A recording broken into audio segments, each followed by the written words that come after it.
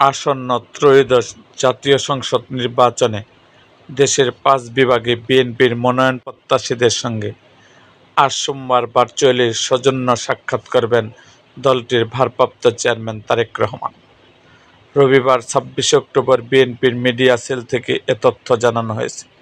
বিএনপির media cell জানায়, আজ সোমবার ২৭ অক্টোবর ঢাকা, রাজশাহী, খুলনা, বরিশাল ও সিলেট বিভাগের মনোনয়নপ্রত্যাশীদের সঙ্গে ভার্চুয়ালি সৌজন্য সাক্ষাৎ করবেন বিএনপির ভারপ্রাপ্ত চেয়ারম্যান তারেক রহমান।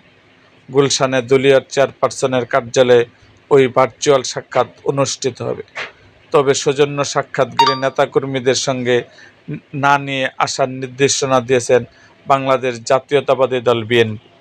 এরকম আরও ভিডিও পেতে এবং রাজনৈতিক অঙ্গনের নানা ঘটনা ও ইতিহাস জানতে আমাদের মুক্তাগাছার ইতিহাস মিডিয়া ইউটিউব চ্যানেলটিকে সাবস্ক্রাইব করুন এবং পাশে থাকা বেল আইকনটি বাজিয়ে দিন।